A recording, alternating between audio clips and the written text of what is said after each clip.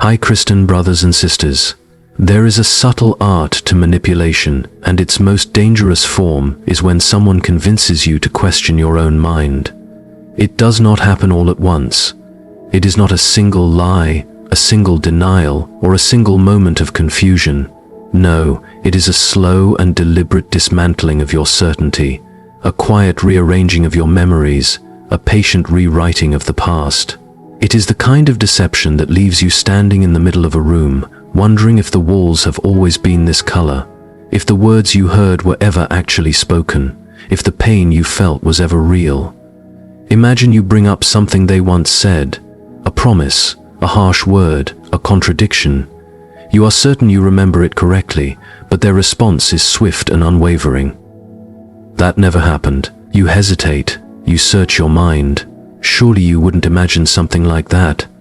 You try again. I remember it clearly. But again, they dismiss you with a calm certainty. You're overreacting. You always do this.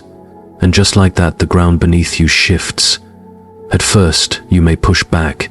You may insist, argue, even seek proof. But over time, you begin to feel foolish. If they are so sure, and you are the only one doubting, perhaps they are right. Perhaps you do misremember. Perhaps you do overreact. So you stop questioning them.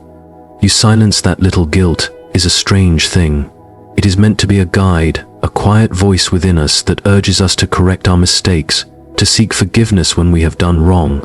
But in the hands of a manipulator, guilt is no longer a teacher. It becomes a weapon. It is used not to encourage growth, but to chain you down, to make you feel responsible for burdens that were never yours to carry. It begins subtly. Perhaps they sigh a little too loudly when you make a decision they don't like. Perhaps they remind you in passing of all they have done for you. At first it feels like concern, like affection wrapped in disappointment. But soon it grows. You start to notice that your happiness makes them sad, that your independence makes them hurt, that your choices always seem to be measured against their suffering, and then, without realizing it, you begin to shrink. You make choices not for yourself, but to avoid that sigh, that look, that carefully placed sentence. After all, I've done for you. You apologize for things that were never wrong.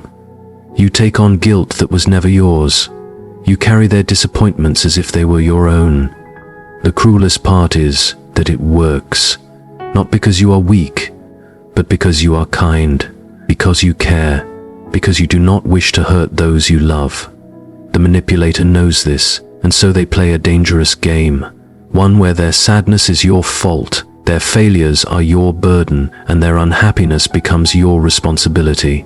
But here is the truth they do not want you to see. Love is not measured in suffering. True love does not demand guilt as payment. It does not hold kindness over your head like a debt to be repaid. Love is freedom, not obligation. If someone makes you feel as though you must choose between your happiness and their approval, then what they offer is not love, it is control wrapped in the disguise of affection. The weight of false guilt is heavy, but you do not have to carry it. You are not responsible for another person's choices, their moods, or their unhappiness. You were not put on this earth to fix someone else's brokenness at the cost of your own joy. And the moment you realize this, the moment you stop shrinking yourself to fit within the boundaries of their expectations, is the moment you begin to break free. Fear is the oldest tool of control. It does not need to be loud or violent. It only needs to be present, lingering in the air like an unspoken threat. A manipulator understands this well. They do not need to raise their voice or make direct demands. Instead, they plant seeds of doubt, of hesitation, of silent warnings that grow in your mind until you begin to police yourself without them ever having to say a word. Sometimes the fear they use is obvious. They threaten to leave if you do not comply. They remind you of what happened the last time you stood up for yourself. The cold silence, the withdrawal of affection, the punishment disguised as distance. Other times the fear is softer, wrapped in concern. Are you sure you can handle that? They ask. I just don't want you to get hurt. And though the words seem caring, the message beneath them is clear. You are not strong enough on your own. And so fear becomes the chain that binds you. fear of disappointing them, fear of losing them, fear of standing alone. You begin to second-guess yourself. You hesitate before making choices. You weigh every action against the possible reaction. Slowly, without realizing it, you surrender pieces of yourself, not because they took them, but because fear convinced you to give them away. But here is what fear does not want you to know. It is a liar. It whispers worst-case scenarios in your ear, but it never tells you about the strength you carry, the courage you have not yet discovered, the freedom waiting just beyond its grasp. Fear keeps you trapped, not because the walls are real, but because it convinces you that stepping beyond them is impossible. And so, the only way to break free is to call fear by its name, to see it for what it is, an illusion, a shadow cast by those who benefit from your silence. The moment you recognize this, the moment you realize that the worst thing fear can do is keep you from living fully, is the moment you begin to reclaim your power. Because true freedom is not the absence of fear, it is the decision to move forward despite it. Blame is a powerful thing. It has the ability to shift the weight of responsibility from one person to another, to rewrite a story so that the guilty become the innocent and the innocent are left carrying burdens that were never theirs. A manipulator understands this well. They do not accept fault. They do not acknowledge their own mistakes. Instead, they become masters of deflection, turning every confrontation into an opportunity to make you question yourself. It happens so smoothly that you do not always notice. You bring up something that hurt you, something they said or did that left a wound.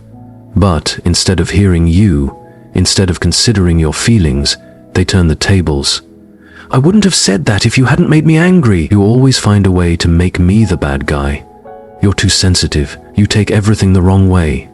And suddenly the conversation is no longer about what they did, but about how you reacted.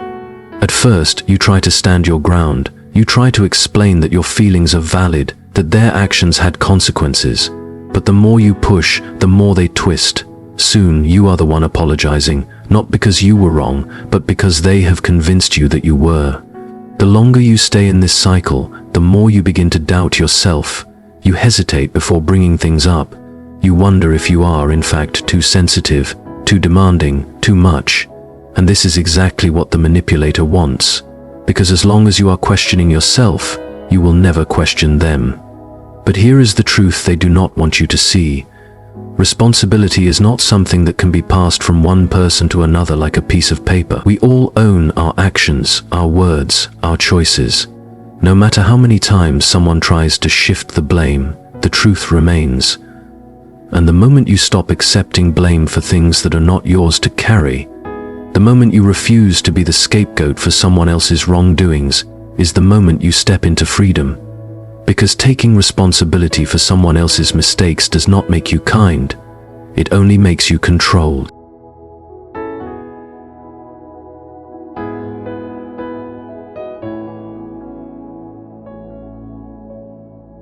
The help that arrives just when it is needed. Those who doubt without seeking truth will miss these moments. They will live in a world where everything is ordinary, where nothing divine touches the earth, where life is reduced to only what can be seen and measured, and what a small and empty world that is. But those who dare to believe, even in the face of uncertainty, will find themselves surrounded by miracles every day. Because the truth is, miracles have never stopped happening. The only question is whether we have the eyes to see them. Miracles do not always appear as we expect. There is a great mistake in believing that miracles must be grand, undeniable displays of divine power, fire falling from the heavens, the sick instantly healed, the dead rising at a command. Certainly these things have happened, and they still do. But if we believe that miracles must always look this way, we will miss them when they come in quieter forms. A miracle is not measured by its size, but by its purpose.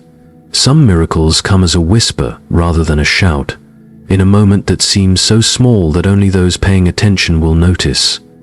A person standing at the edge of despair, ready to give up, suddenly receiving a word of encouragement at just the right moment. A desperate need met in a way that cannot be explained. a heart filled with bitterness suddenly finding the strength to forgive. These are miracles just as much as the parting of a sea or the healing of a disease. They are moments where the hand of the divine reaches into ordinary life, changing its course in ways that reason alone cannot explain. But they are often overlooked because they do not come in the way we expect. Consider the one who prays for a miracle, but is disappointed when it does not arrive in the form they wanted. They expect a dramatic rescue, but instead they are given quiet endurance. They ask for an immediate answer, but instead they receive guidance, step by step. If they are not careful, they may assume their prayer was ignored when, in reality, the miracle was unfolding all along. The expectation of the miraculous is not wrong, but the demand that it must come in a particular way can blind us. If we insist that miracles must always be loud, we will miss the ones that come in stillness. If we believe they must always be immediate, we will not recognize the ones that unfold over time. If we assume they must look a certain way, we may overlook the very things we have been praying for. The truth is, miracles are not rare. They are happening all around us, every day, in ways both great and small. The only question is whether we are willing to recognize them. Those who expect only the extraordinary will miss the divine in the ordinary. But those who keep their eyes open, who trust that miracles are not bound by human expectations, will find themselves living in a world far more wondrous than they ever imagined. Miracles often require action. Many believe that miracles are purely acts of divine intervention, something that happens to us while we stand still. But if we look closely, we will see that miracles often require a response. They are not just gifts to be received, but invitations to step forward in faith. Consider the stories of those who experienced the miraculous. The blind man who was told to wash in the pool before his sight was restored, the lame man who was commanded to stand up and walk, the hungry thousands who were told to sit and prepare before the loaves and fish were multiplied. In each case, the miracle was not simply dropped into their hands. It required them to act, to trust, to move before they saw the result. This truth remains the same today. Many wait for miracles while doing nothing, expecting the impossible to unfold without any participation. They wait for their circumstances to change but refuse to take the first step. They long for healing but hold on to bitterness. They pray for an answer but ignore the quiet voice telling them what to do. Miracles often begin with obedience. Sometimes it is a small act of faith, stepping into the unknown, making a difficult decision, or simply refusing to give up when everything seems hopeless. It is in these moments of trust that the miraculous unfolds. The door opens after the first knock. The provision comes after the journey begins. The transformation happens after the first step of faith. This does not mean that miracles are earned. They are not rewards for good behavior or efforts to prove ourselves worthy. They are still gifts, freely given, but like a door that must be opened before one can walk through it, miracles often require an action that shows we are ready to receive them. Those who refuse to act may find themselves waiting forever, wondering why the miracle has not come. But those who trust enough to move forward, even when they cannot see the outcome, will often find that the answer was waiting for them just beyond the step they were afraid to take. The miraculous is not always about waiting. It is about walking in faith, knowing that what we need will be provided as we go. Gratitude opens our eyes to miracles. It is easy to believe that miracles are rare, that they happen only to a select few, or that they must be dramatic to be considered real. But the truth is, miracles are all around us. We simply fail to recognize them, not because they are hidden, but because we are too distracted, too cynical, or too focused on what we lack to see them. Gratitude changes that. It shifts our focus from what is missing to what is already present, from what we wish would happen to what is happening right now. The person who learns to give thanks for the small things begins to see that nothing is truly small. The breath in their lungs, the kindness of a stranger, the unexpected provision at just the right moment. All of these are miracles, if only we have the eyes to see them. Many spend their lives waiting for a great miracle, some undeniable proof that they are not alone, that they are seen and cared for. Yet in doing so, they overlook the countless ways they have already been provided for. The fact that they are here, that they have made it this far, that they have survived moments they thought would break them. These too are miracles. They may not come with lightning or a voice from the heavens, but they are no less real. Gratitude is the key that unlocks this understanding. It allows us to recognize that the miraculous is not just an event, but a way of seeing the world. It transforms ordinary moments into sacred ones. It turns simple blessings into extraordinary gifts. It reveals that what we have been searching for has been with us all along. But gratitude must be cultivated.